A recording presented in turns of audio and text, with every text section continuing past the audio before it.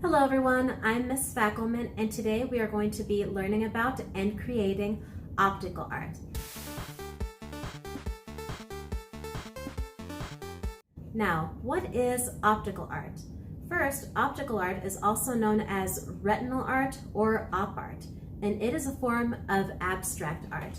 For those of you who don't know what abstract art is aimed less at capturing what you see in front of you, like a bowl of fruit or a person that is standing before the viewer or the artist, and tries to create a new effect in the work of art through the use of color and texture and pattern and line.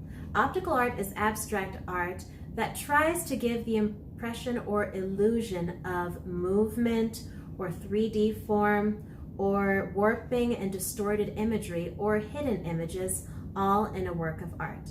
Optical art didn't become internationally known until a gallery opened exhibition in 1965 in New York titled The Responsive Eye.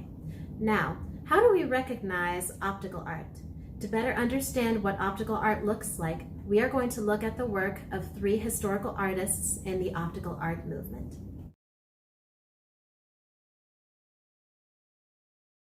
The first work of art we're going to be looking at is Hand with Reflecting Sphere by M.C. Escher. And he is a Dutch artist that was born in 1898 and passed away in 1972. While he isn't formally referred to as an optical artist, he is said to have paved the way for optical artists that we'll later know famously. And in this image, Hand with Reflecting Sphere, we see a hand that's lifting up and holding the sphere that's reflecting the person who's holding it. Now, to start with, the hand looks very three-dimensional because of the great use of highlights and shading that makes it look like a solid hand. But then when we look at the reflecting sphere, the reflection is distorted.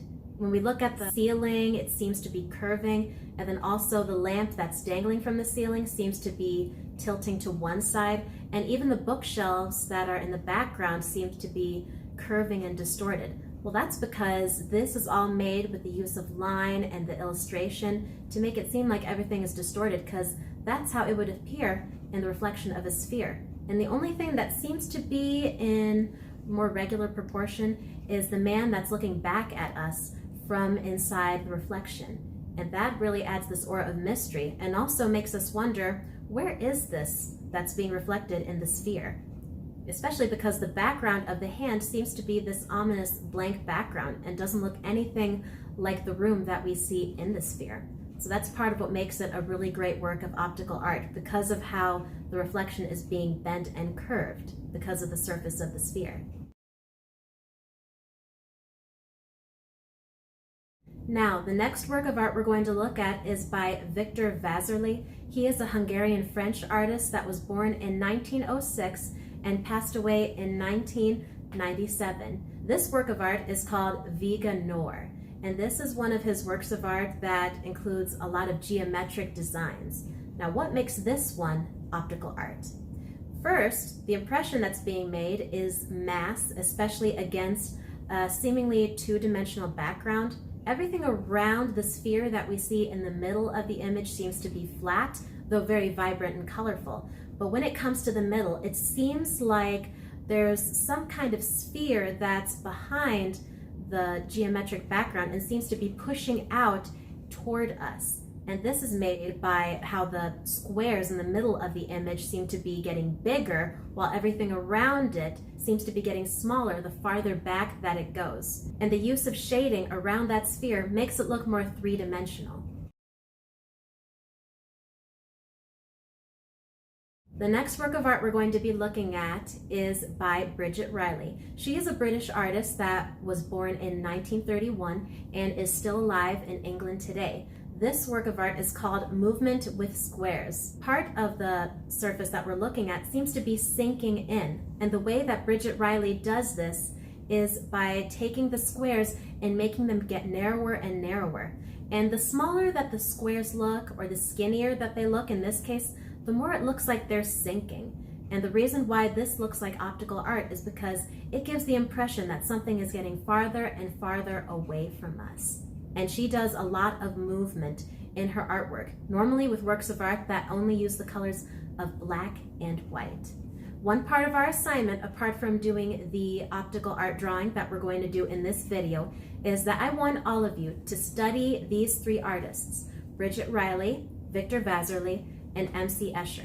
I want you to carefully look at their artwork, and then I want you to tell me whose artwork you favor the most. And what I want you to do to make a stronger case for why you favor this artist, pick one of their works of art that you really liked and make an argument for why this interested you the most, or why you think this was a really great example of optical art. So right now we're going to get started on our optical drawings. I want you all to grab your pencils and your paper and any other supplies you need, and let's get started.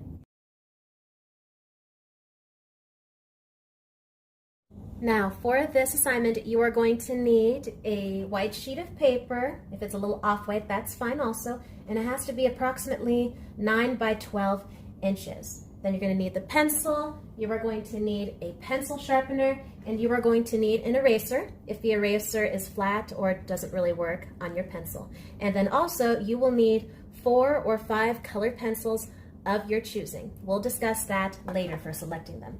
Now, to start our drawing, you are going to draw a wavy line that goes across the paper. Now, some of you, when you're drawing that wavy line, you might want to make it even waves that are the same distance apart, but we don't want that for our optical illusion drawing. We want a wavy line that starts out low, then dips down, and then comes a little farther up, and then goes farther down. Make the wavy line go at random lengths and spaces away from each other.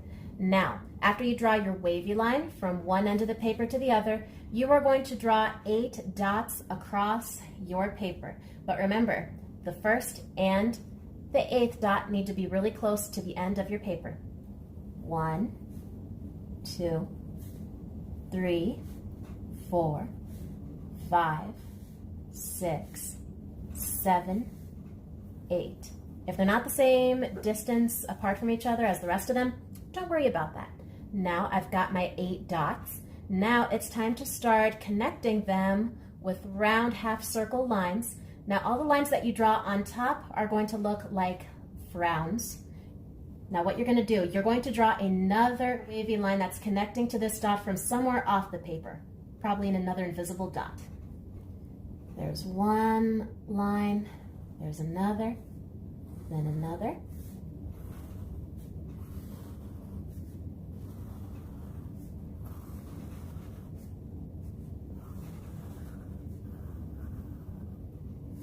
After we draw these first curved lines that connect all of these dots, we are going to draw another layer of these same lines all above these ones we drew.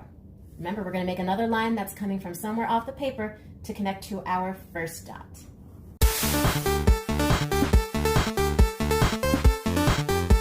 All right, now if you want these spirals, these 3-dimensional spirals that we're making to seem to expand and shrink, you can go right ahead and make some of these curved lines get smaller or bigger as you keep making more and more layers of these curved lines that are connecting all of our dots. Let's finish all the curved lines that are above the wavy line we drew in the middle of our paper.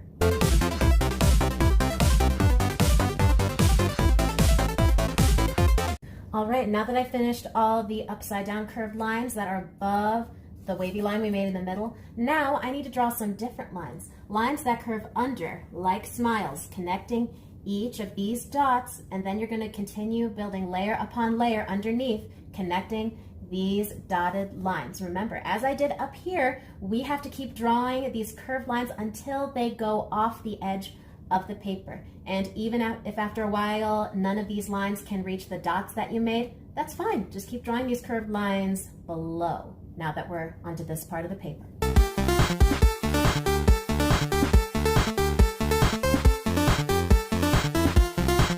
Take a look at the spirals that we drew. In some areas, they seem bigger or smaller than others, but then as they move toward the bottom of the paper, they seem to get smaller or bigger than they initially looked. That's another example of line playing tricks with us to make it look like what we're looking at is getting bigger or smaller and appears to have three-dimensional form. That's what I love so much about the curved lines. It makes it look like it has a three-dimensional shape.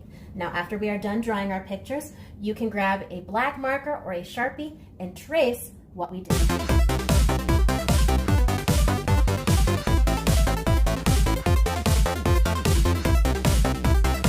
The next step after we are done tracing everything that we drew and erasing any obvious pencil marks, that saves time so you don't feel you have to erase the entire thing, just the pencil marks that you can see away from the black marks of the marker. After you are finished tracing, you are going to choose 4 or 5 colors. Now, you want to choose colors that go well together. I chose cool colors, but you could choose fall colors or beach colors or warm colors or any 5 colors you think go well together. There can be 4 or there can be 5. That's all up to you. And what we're going to do as we color each layer, we are going to be shading. Now, I'm going to take my dark blue pencil right here, color the first layer. Then as I move my way towards the middle of the paper, I'm going to start applying less pressure so it seems to be a lighter shade of blue than it does in the corner. Then as I get closer to the middle of that section that I'm coloring, it'll look like a lighter blue than before. Remember, the middle of each section is going to look white. I'm going to start over on this corner on the other side, pressing hard.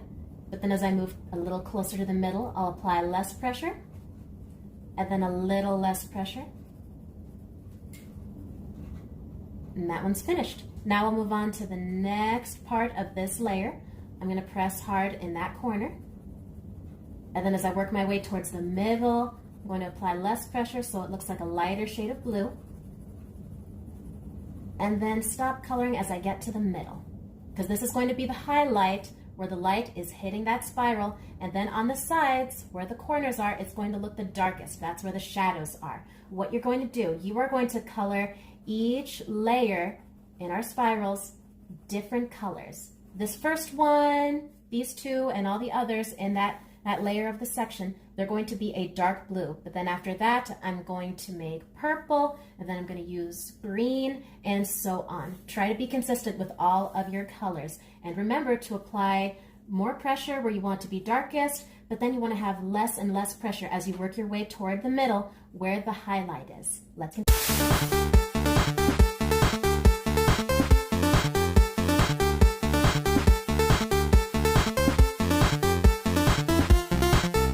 Great job, everybody. As usual, when we are finished with a work of art, we have to add our name or our initials in the corner. I'm going to write them over on the left corner of my paper. Remember, you want to make them big enough so that you can read it, but not so big that it takes away from the rest of your work of art. A, F. There's my initials. Great job.